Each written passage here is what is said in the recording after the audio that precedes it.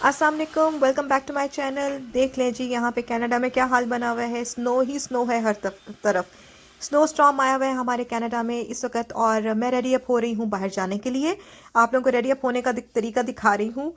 Usually इससे भी ज़्यादा लोग चीज़ें पहनते हैं, बट यहाँ मैंने सिर्फ बेसिक चीज़ें पहनी है क्योंकि इस वक्त मुझे स्नो शवल करनी थी। और मेरे हस्बैंड हेल्प कराते हैं, but he was not at home at this time. और उसको अगर मैं क्लियर ना करती स्नो का, तो वो बहुत ज़्यादा उसका पाइल अप हो जाती वो। तो मैंने अभी स्नो पैंट पहनी है पजामा के ऊपर से। पजामा मेरा बहुत वार्म है, उसके ऊपर से स्नो पैंट्स पहनी है। यूजुअली शर्ट के ऊपर से लोग पतली जैकेट या स्वेटर पहनते हैं, वो मैंने इस वक्त नहीं पहना क्योंकि मुझे एक शवलिंग करनी थी। तो मैंने सोचा अच्छा इसको मैं इस वक्त अभी छोड़ देती हूँ और ऊपर से स्नो जैकेट पहन लेती हूँ। सो स्नो जैकेट को आपने अच्छी तरह कवर अप करना है, जिप अप करना है। एंड उसके बाद आपने अपने ग्लव्स पहन लेने हैं। यहाँ मैं अपने ग्लव्स पहनने लगी हूँ। स्कार्फ ले लिया है मैंने टोपी भी पहन ली है। अपने आप को अच्छी तरह आपने कवर करके बाहर निकल जाना है, क्योंकि बाहर आप थोड़ी सी देर में भी स्नो शवल करेंगे तो आपके हाथ यख हो जाते हैं। चलें जी, अब हम रेडी अप हो गए हैं और इसके बाद अब हम चलते हैं बाहर। और बाहर का मैं आपको नज़ारा कराती हूँ कि बाहर इस वक्त क्या हाल बना हुआ है।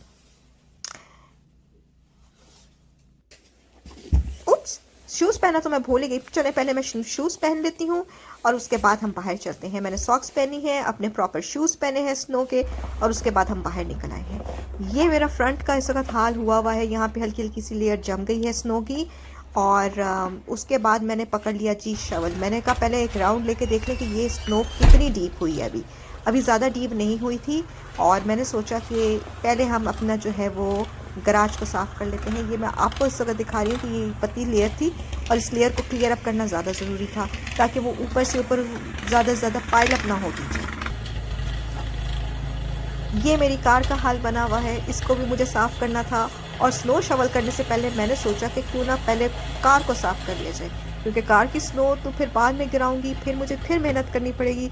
सो I decided to clean my car first. और यहाँ मैंने ये निकालिया है जी, ये बड़ा सा ब्रश जो फटाफट मेरी कार को साफ़ कर देगा।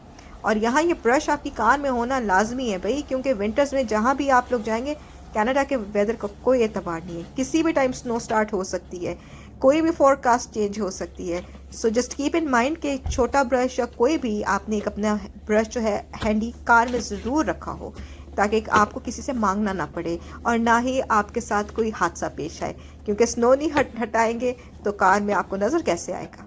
यहाँ मैं अपनी मेहनत से अपने ऊपर कार को साफ़ करने की अच्छी तरह कोशिश कर रही हूँ कि जितनी स्नो हो सकती है मैं गिरा लूँ, ताकि उसके बाद मैं एक ही दफ़ा अपना ड्राइववे को शवल करूँ। यकीन मानिए, कनाडा आने से पहले कभी सोचा नहीं था कि ये काम सारे मुझे यहाँ खुद करने पड़ेंगे। स्नो साफ़ करनी पड़ेगी, अपनी कार को भी खुद ही साफ़ करना पड़ेगा। मेरा ख्याल था कि स्नो थोड़ी बहुत पड़ती होगी, अच्छा भाई खुद ही उतर जाती होगी, लेकिन नहीं भाई, ये तो खुद ही उतारनी पड़ती है, सारे काम खुद ही करने पड़ते हैं। यहाँ मैंने अपने आगे जो है साइड वॉक के करीब से स्नो को उठाना शुरू किया, क्योंकि वहाँ पे ज़्यादा ज़रूरी थी मुझे साफ़ करनी जगह। मैंने सोचा कि यहाँ पे पहले मैं इसको यहाँ से क्लियर अप कर लूँ, क्योंकि यहाँ पे जब रोड क्लियर करने वो आते हैं बिग ट्रक्स, तो वो क्या करते हैं कि वो आपके साइड पे एक ढेर लगा के चले जाते हैं, और उसको मैं सारा क्लीन अप करी थी। चलें जी, वो मैंने अब क्लियर कर लिया है। वो मैंने आपके लिए वीडियो नहीं बनाई क्योंकि वो वीडियो बहुत लंबी हो जाती। अब मैं मूव हो गई हूँ अपने बेटे को लेने के लिए। मैंने कहा स्कूल का टाइम हो गया है, तो पहले बेटे को वहाँ से पिकअप किया जाए। यहाँ हम वॉक करके जा रहे थे, वापस आ रहे हैं जी घर। और ये मैं आपको दिखा दूं कि जो साइड वॉक है, ये इनकी एक छोटी सी कार आती है जो साइड वॉक्स को साफ करके जाती है। तो उसने ये साफ रास्ता किया हुआ है, क्यों? क्योंकि यहाँ पे जो लोग वॉक करते हैं उनको प्रॉब्लम ना हो, और बच्चे स्पेशली जब स्कूल से छुट्टी होती तो उनको प्रॉब्लम ना हो वॉक करने में। तो इस वक्त ये स्नो बसेस भी बड़ी स्लो जा रही थी। और यूजुअली जिस दिन स्नो स्टॉर्म होता है उस दिन अगर मॉर्निंग में ये स्नो स्टॉर्म आ रहा है, यानी रात से शुरू हुआ है, मॉर्निंग का टाइम है, तो स्कूल बसेस कैंसिल हो जाती हैं। क्योंकि ये आधे दिन के बाद स्नो स्टॉर्म हुआ था, इसलिए स्कूल बसेस चलनी ही चलनी थी। तो लोग जी अपने मज़े से अपने बच्चों को यहाँ पे जो है लेके जा रहे हैं घरों में। आपने देख लिया होगा कैसे मज़े से बच्चे घर में जा रहे हैं। ये दूसरी मेरी वीडियो है, इसमें मैं आपको दूर से अपना ड्राइवर दिखा दूँ कि मैंने अभी जो साफ़ किया था, लाइट सी एक और लेयर इसके ऊपर आ गई है, क्योंकि ये मैं साफ़ कर रही हूँ, आपको नज़र आ रहा होगा। फिर भी अभी मैं इसको सारा क्लीन करके गई थी, फिर भी वापस आते आते तक इसके ऊपर एक और लाइट सी लेयर आ गई है। एनीवेज कोई नहीं, इसको तो हम साफ़ कर ही लेंगे। कनाडा में रहते हैं, आखिर ये काम तो हमें खुद ही करने पड़ेंगे और ये कोई भी नहीं करता आपके लिए आके, कोई भी स्पेशल आपको नहीं करना पड़े करके देगा। और हाँ, आपको एक ये फैसिलिटी ज़रूर है कि आप स्नो रिमूवल कंपनी से ज़रूर कांटेक्ट करके स्नो रिमूवल उनसे कॉन्ट्रैक्ट कर सकते हैं और वो आपके लिए यहाँ पे क्लीन कर देंगे, आपके यहाँ पे स्नो शवल करके जाएंगे। और लास्ट ईयर हमने भी उनको हायर किया था और उन्होंने हमारी स्नो शवल की थी।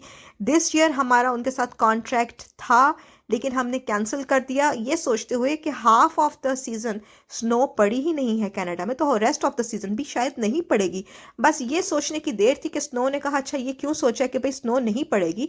उसके बाद हमने जैसे ही अपना हाफ मंथ, कुछ 2-3 मंथ्स के बाद कॉन्ट्रैक्ट ख़त्म किया, स्नो ने कहा लो भाई स्नो तो आ गई है, अब वो जाने का नाम नहीं लेगी। तो उसके बाद इतने स्टॉर्म आए कि हम वी वर रिग्रेटिंग कि यार ये हमने क्यों अपनी सर्विस जो है डिसकंटिन्यू की है और हमें खुद साफ़ करनी पड़ रही है अब। ये अगर आपको सामने एक छोटा सा पोल सा नज़र आ रहा है, मेरे घर के पास एक येलो सा, ये उन्हीं का जो था लगा हुआ था। इसके ऊपर उन्होंने अपना लगाया होता है एक साइन कि उनको पता होता है कि यहाँ पे उनके ट्रक ने आना है। तो बट हमने डिसकंटिन्यू करा दी वो facility and this year we have to clean everything by ourselves. चलें कोई नहीं, बट ये भी एक बड़ा अच्छा वर्कआउट है क्योंकि जब सर्दियों में आप जिम नहीं जा सकते तो आपके लिए इससे अच्छा वर्कआउट कोई हो ही नहीं सकता। तो भाई जिसने इंजॉय करनी है ना स्नो, और जिसने मज़े लेने हैं कि स्नो कैसे कनाडा में साफ़ होती है, वो कनाडा में आ जाए और फिर वो सर्दियों में खूब मज़े से अपने घरों की स्नो साफ़ करे। अच्छा, स्नो से रिलेटेड मैं आपको एक बड़े मज़े की बात बताऊं। जब फर्स्ट स्नो यहाँ पड़ती है कनाडा में तो हर कोई इतना खुश होता है, कहता है क्या बात है, क्या सीन है, क्या खूबसूरती है, क्या वाइट हर चीज़ लग रही है, कितना खूबसूरत है कनाडा। जब सेकंड स्नो पड़ती है तो हम कहते हैं वाह कितना खूबसूरत है, क्या बात है, क्या ट्रीज लग रहे हैं। जैसे ही थर्ड फोर्थ फिफ्थ और बीच में स्नो स्टॉर्म आने लग जाए तो हम कहते हैं यार ये कब स्नो जाएगी, ये कब पीछा छोड़ेगी, ये कब ख़त्म होगी। और वो ख़त्म होने का नाम नहीं लेती उसके बाद। और यहाँ पे ऑडवा में इस वक्त टेम्परेचर भी बहुत ज़्यादा था, हमारा इस दफ़ा -40 तक भी गया है टेम्परेचर। -40 जो है इट्स एक्सट्रीम और वो 1 से 2 दिन वहाँ पे रहा है -40। और -30 तो यहाँ का है ही सीज़न, मतलब -30 तो आए दिन यहाँ पे रहता है सर्दियों में। सो जिसने ऑटवा में रहना भाई बहुत दिल गुर्दा करके रहिएगा ऑटवा में, क्योंकि यहाँ की ठंड जो है ना वो आपको बता देगी कि असल कैनेडियन सर्दी होती क्या है। इससे भी ज़्यादा ठंडे इलाके हैं अभी कनाडा में, अभी ये तो कुछ भी नहीं है, इससे भी ज़्यादा ठंडे इलाके हैं।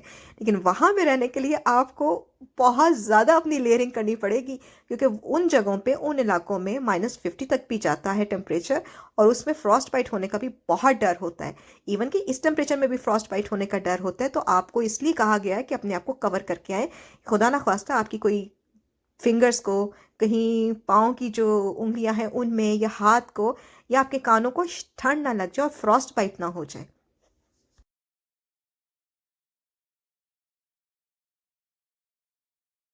चलें जी, ये तो मैंने आपको दिखाया है एक स्नो स्टॉर्म यहाँ पे कैसा था और उसका मैंने कैसे क्लीन अप अकेले किया। इसके बाद भी बहुत बड़े बड़े स्नो स्टॉर्म आए। वीडियो मैं उसलिए नहीं बना रही थी उसकी, क्योंकि उसमें भी यही सफाई करते हुए मैं आपको क्या दिखाऊंगी। एनीवेज, आपको ये मेरा व्लॉग कैसा लगा? अगर अच्छा लगा है तो थम्स अप ज़रूर दीजिएगा, मुझे फॉलो ज़रूर कीजिएगा, मेरी वीडियो को शेयर भी ज़रूर कीजिएगा।